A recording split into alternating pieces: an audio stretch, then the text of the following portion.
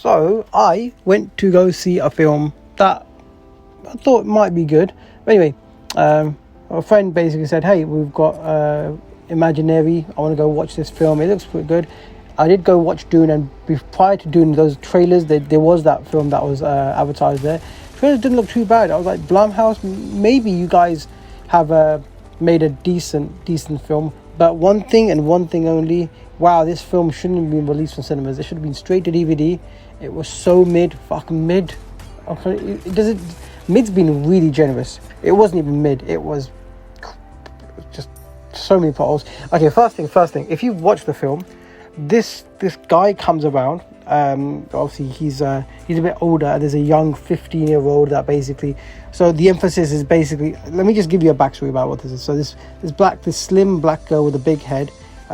She goes back to her childhood home and moves in with her husband, some white, punk rocker guy who goes out on gigs. Anyway, he's got 2 children from his previous marriage. One girl who's 15 and another girl who's like, I don't know how old she's, like 5, 6 or something. Anyway, so he's got 2 kids, and the actual mother of these children is a bit sort of schizo. So she's in like some rehab. They don't actually hash out exactly what happened or why she's in rehab or what exactly. There's just some random backstory just fabricated out of nowhere. But anyway, they move into this childhood home, and this I forgot her name. I want to say Elodie, is it, or something like that? I think it was Elodie. I think it was it Elodie? Elodie. No, the Elodie was some other fucking film. I'm thinking about Damsel, man. Damsel was good on Netflix. Anyway, we're talking about this film, okay? So yeah, whatever this woman's name was, I forgot her name. Anyway, so her father basically is in a mental institution, and he's lost his mind. Her mother passes away, and this trauma generated in this childhood home. And I did like the premise of that sort of thing. You know, she goes back to her childhood home, unlocking her memories, and she has this imaginary friend. I was hoping that they could have just flipped it and said that obviously this girl is traumatic, and when she was 5, she's done all this sort of crazy stuff, and obviously there's this deeper thing that's inside of her. And that would have been a cool sort of backstory to have. But no, what they did was have some random teddy bear who was this so-called imaginary friend, and he was fabricated from this other realm. They went deep in this. They could have done a sort of really sort of like mental health sort of thing and factored upon that, and that would have been a good film. But no, they went. So let me talk about this guy. So basically, this 15-year-old girl, her stepdaughter basically, goes over to next door, befriends this guy. This guy's basically around their place as well, and says, "Hey, you want to get some beers?" Breaks some alcohol and goes upstairs to grab some towels. And basically, he sees the bear. So the shocking revelation is that this bear isn't real. This bear is a fabrication of this memory, and this other smaller girl, the 6-year-old girl, can also see this bear as well.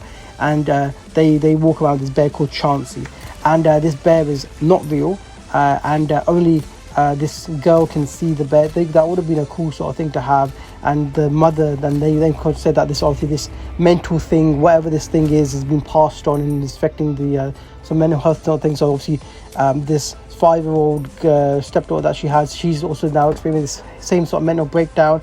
And the older girl, the other woman, the flat-chested, slim black woman with a big head, forgot her name, she's also experiencing the same sort of trauma as well. But now, so this guy sees this imaginary bear, and this comes to life. Never factored upon, how does that even make sense? So if this bear is imaginary, okay, and it's attached itself to this girl, this smaller young girl, and the older person is able to see this sort of thing as well, how is this guy, this random guy out of nowhere, able to see it?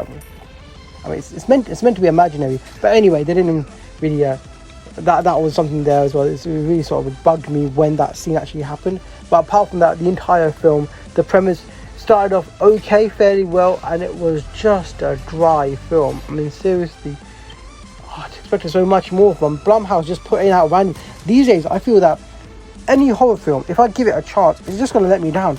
Nothing's really scary. Sure, you got a few jump scares here and there, but nothing actually scary. Everything's basically just meh.